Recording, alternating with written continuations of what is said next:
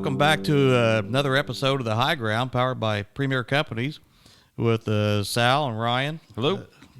And we've got a returning guest on the line with us today, and I'll give you a little perspective of the time we're in. It's early January, January 4th of 2022, and we got Glenn Longabaugh, our region agronomist, on the line. But for those of you who listened before, I'll give you a little insight into Glenn before he hops on here with us. Glenn Longabaugh is our region agronomist, but he also does a little farming on the side. So we're going to have Glenn's perspective on a couple different things. And first thing, Glenn, welcome. Glad to have you with us again today. Yeah, good morning. All right. And Glenn, I'm going to ask you right now, just put your farmer hat on. And I know you're probably sitting in your pickup truck right now somewhere. I am, and I actually have my Premier Ag hat on as we speak. You always dress for the occasion, I'll tell you that. So I'm in persona, yes. Outstanding. So, Glenn, can you give us a little insight from a farmer perspective, just kind of share with us kind of what's on your mind right now going into 2022, and we've got some higher prices for a lot of our inputs, and just tell us from a farmer perspective what's in your head right now. Yeah, that's a great question. I'm not sure you really want to see what's in my head. We've got the sensors. We can beep out anything. So yeah, so I'm so glad you brought up pricing, right? Because that's the elephant in the room. And I think most growers, unless they have just had their head in the sand or have been on vacation since harvest, they realize that nitrogen prices are high, P&K prices are high, chemical prices are a little higher. Actually, the what is normally the selective herbicides that are really very expensive are not so much higher, but the things that we normally rely on that are kind of ubiquitous, like Roundup and Liberty, and those products are just crazy high, and actually potentially even in such limited supply that may have an effect on the crop. I mean, there's plenty of things to worry about, but the thing that we never talk about as growers, right? You asked me to put my grower hat on, so that's what I'm going to give you. Good. You may have to edit all this out, but they say there's a few topics you should never talk about, right? One is politics, one is religion. There's a third one that's taboo that probably gets talked about even less than those two, and that's rent. I thought that's where you were going to go. Yeah. And I'm telling you, that's one of the things that I worry about, not just for myself, but really for all farms, right? Because, if you think about it from a landlord's perspective, right? And I'm a landlord as well as a tenant. I've got several acres that I own that my cousin farms, and I can tell you that we're in kind of what is normally, I would call this almost like an inversion. If we were talking about a market, it's like an inversion. Normally, the cash rent is higher than the sharecrop rent.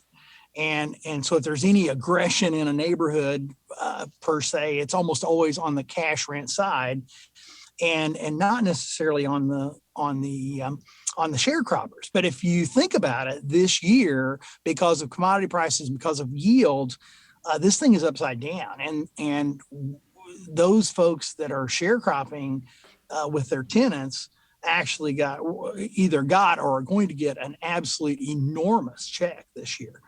And so I haven't heard many shots over the bow, but I just really worry about where we're at.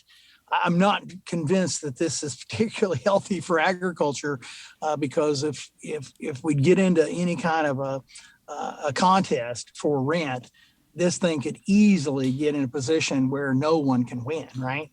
Right now, the tenants that were on cash rent last year probably came out, even if they were paying absorbent cash rent, they still came out probably ahead this last year. And that may be why there's such turmoil and why you don't hear a lot of numbers being cast around. But that's one of the things that keeps me awake is where we're at on rent. Yeah. And I think going forward, we're probably going to have to adjust this, Sal. I don't know if it's, if sharecropping is going to go to where the landlord has no, they just take a share and it's a reduced share. Maybe it's 20 or 25%. I think that's probably where it should be if you think about what cash rents are. But there's a lot of right now there is so many variables in this market that it's scary times, right? Input prices are up, and I think we have a false sense of where the market really is, and yet it may not be, right? If we keep printing money and the market continues to inflate, right, we could have really good commodity prices again this fall. So yeah, I think that's what keeps growers awake. That's what keeps me awake. It's just thinking about, what is really fair with your landlords, what's fair with your tenants, and how are we going to navigate this to where no one gets hurt, right? Yeah. So what gives you confidence as a grower right now? You've kind of listed out several things that keeps you up and gives you anxieties. What gives you confidence going into 2022? Well, what gives me confidence is that the growers I deal with are not really in that. Um, we all have a reactive side to our mind, right? I don't want to get off into psychology, but we all have this reactive side, right? And when times get a little tougher, or when you start to feel a little bit pinched, some people shut down and they start thinking about how they're going to save themselves rich. And I'm not hearing that in the countryside. I think most growers realize they've had several good crops in a row. Most of the area I service has had some wonderful crops. I think the growers that work with Premier understand that they're maybe raising even better crops than their neighbors, because we've got them on a very aggressive in-season management of crops. But if there's one thing that gives me maybe more optimism than anything else, it's commodity prices, right? I really don't see. If you look at the commodity prices today, we've got a good bean price. We've got corn that's approaching $6, even with a negative basis. I just got a note first thing this morning, right? The first note I got was from the ethanol plant, and they said, hey, we may shut down early on Friday because we're just flooded with corn. And yet you're not seeing that reflected. They're not beating the price up. South America is having weather problems. I'm optimistic because I think we're going to have the opportunity to sell this crop, whatever crop it is. I think we're going to get an opportunity to sell it at a pretty decent price. Great. That gives me optimism. Good. I got one other question. I hand it back over to Ryan. But what, from a grower perspective, and in times like this, even though some of it may be somewhat uncharted, but in times like this, what do you expect from your ag retailer? Wow. Yeah. Well, here's what I expect. What I want from an ag retailer is, I understand that their costs have gone up, and in some cases their margins are thinner, because as the price goes up, you're thinking, well, they just add X amount onto it. Well, no, oftentimes it's kind of a flat margin they have to build onto fertilizer prices, because that's all the market will allow. But what I expect for them is, I want them to be engaged, right? If I'm a grower, and I'm a little different as a grower, because I think it's sometimes intimidating for salespeople to come call on me. But basically, I want a partner, right? I don't want somebody to sell me something. I want them to come partner with me. I like for them to bring innovation. I may not even agree, but I'm always excited when a retailer brings an idea to me and says, hey, maybe we ought to try this. Yeah. And because innovation is ultimately how we're all going to survive, because you can't raise the same crop you raised last year or 5 years ago, and you can't market it the same, right? You constantly have to be improving. And that's, most of the retailers that are surviving, right, or thriving, you take the state of Indiana, Premier would be one of those, a co-alliance, a series, those co-ops have learned that you've got to be on the cutting edge. You have to be on the leading edge. You can't just, you just can't follow. You have to be on the leading edge. Yeah. When it comes to pounds on the ground, absolutely. I like to see my corners backed into. I like to, I'd like to see it timely delivered, right? I'd like to see it applied at less than 25 miles an hour. But those are kind of table stakes. You asked me Yeah, you asked me what I really like to see. I like to see a retailer bring me innovation, right? One of the things we did as soon as we started preparing for this year a long time ago, and one of the things we did with our growers, whenever we realized, the supply allocations and the tightness of supply of some of the active ingredients, we sent out a mailer. We want to make sure every grower got communicated verbally and even was mailed. So we took all the growers who have purchased from us. We sent them a mailer and give them a heads up about what we're going to be doing with supply going into 2022, and that was really well received by our customer base. So I believe that, right? Because that's the fair thing to do. yeah, The fair thing is to give everybody kind of the same notice at the same time, as opposed to I'm sure there are retailers, maybe in the private sector, that are going to take care of their big dogs first and give them they're going to let them come up belly up to the trough first. And that's unfortunate. Right? It's going to create some hard feelings before we get into spring, especially if this supply continues to tighten up. Hey, Glenn, it's Ryan, and I want to switch gears on you for a minute. Have you come out of the farmer perspective and back to your agronomist perspective for a little bit, and talk about the must wins for growers going into spring and summer. Clearly, you've just talked about elevated commodity prices and the opportunity to lock those dollars in, and we need to because of the elevated input costs. But what are the things that we want to continue to do? What are the things we don't want to skip on? What new innovations might we look at implementing as we view 2022 coming to us? I've talked with a grower yesterday, and it's you're looking at similar margins, but it takes a whole lot more to get at the table. The stakes are high. So what are the must wins from your agronomist side? Yeah, that's well put. And Ryan, I need to qualify that. First of all, how much time do I have? Secondly, are we have at it? We talking about corn or soybeans? What's Glenn say? If you ask an agronomist what time it is, he'll build you a clock. Yeah, that's exactly right. So yeah, let's start with corn first, because nitrogen is a hot ticket item. We talked about how much higher those prices are. So let's talk with corn management, and then we'll jump to soybeans.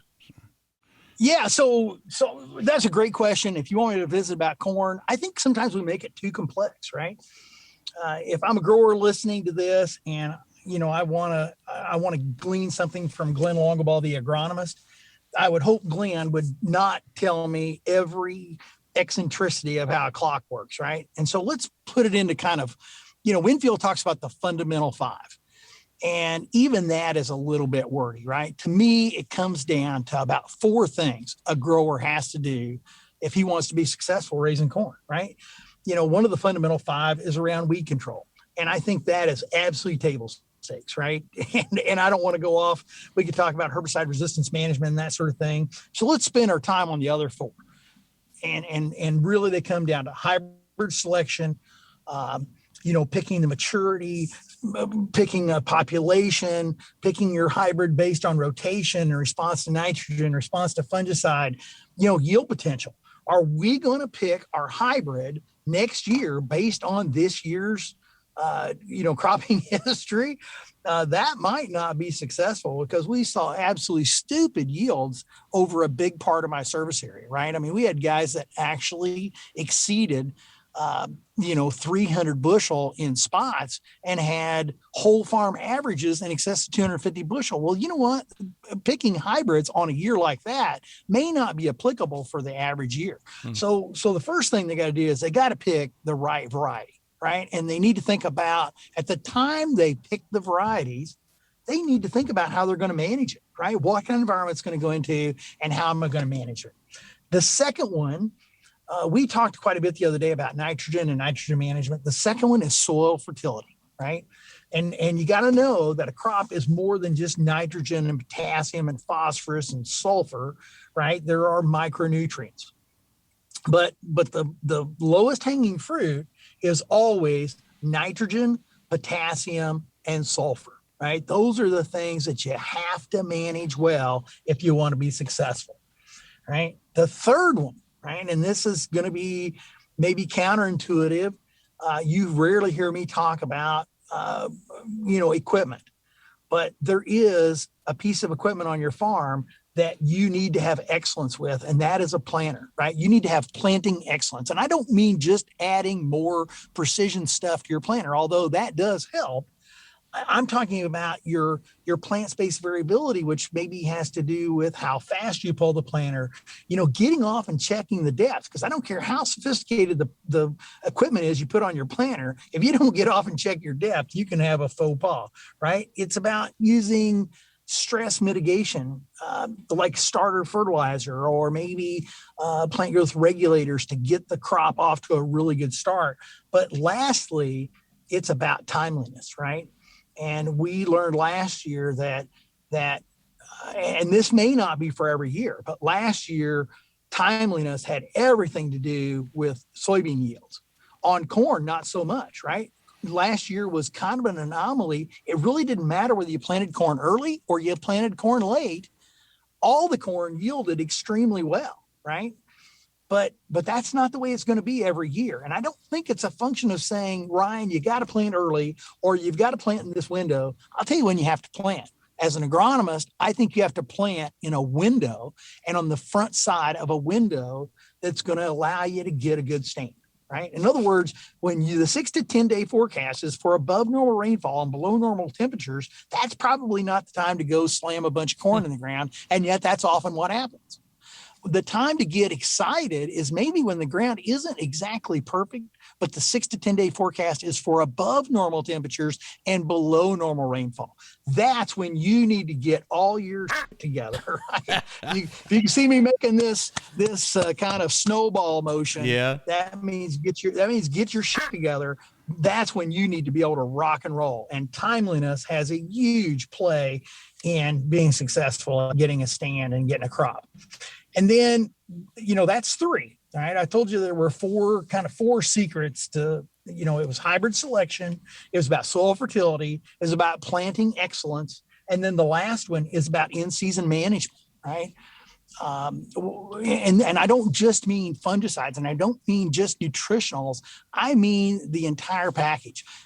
Getting in the crop, taking tissue samples with some regularity so that you have a clue, because the plant doesn't just say, hey, I'm hungry for cottage cheese, or hey, I'd like to have some meat with my potatoes. That's not the way it works, right? The crop will often hide many of its nutritional deficiencies, right? And we don't ever want to wait for the crop to show us those visual deficiencies, because if it ever comes to visually deficient, then you've already lost a bunch of yield. So we probably should think about taking timely tissue samples. We need to think about, spoon feeding our macronutrients and then making these micronutrient applications at the same time we make some of these fungicide applications, because there is no question that the guys that manage in season, that's probably the highest return on investment we ever make, or that we ever get. Excuse me. I didn't mean to say we make. It's the highest return on investment we ever get. And I think we talked about that last time, right? yeah. When you plant a corn crop, you've already decided that you're going to spend, what was $400 an acre is now probably $600 an acre without rent. And you've already anteed that up. And so those things you do in season are just the icing. They allow that crop to really live to its potential and yield to its potential. And that's ultimately what we want to do. So the best growers, I work with a lot of good growers, and I'm telling you, the best growers are the growers that they try to do everything right and get off to the best start, but then they don't abandon the crop. They literally manage the crop at least through the middle part of the season, if not into reproduction with fungicides and insecticides. So that's very good. I've made a few notes here. So you had the 5, the weed control, hybrid selection, soil fertility, planting excellence, and in-season management. Absolutely. If you do those 5 things, Sal, you're going to be successful farming. I don't know if we're going to be in a 150 bushel yield environment or whether we're going to be in a 250 bushel environment, but you know what? It's a competitive environment, and the growers that make the best crops always end up being the most competitive. And that's how you make the most crop. Well, very good. I think I'm going to put these on a flashcard and we may just hand these out to growers. So that'll be a Sounds like good a plan. cheat sheet. Yeah, Yeah. and it's simple enough that it can be remembered. I mean, it's clearly there are so many avenues and so many capillaries you can chase down each one of these, but these are easy to remember and understand, and we can go out and support these decisions with much more data and details. But that's good from your perspective of how to add some simplicity to such a complex season. So we appreciate that. All right. You're welcome. Well, Glenn, we're going to give your day back to you, and we appreciate the time you've had with us today, and we'll give you a little more advance notice next time. How's that? You never do, but that'd be great. But we're going to promise it every time. All right, you go. Glenn, That's fine. thanks a lot. And again, this is Ryan and Sal, and this is another episode of The High Ground powered by Premier Companies. So thanks for listening.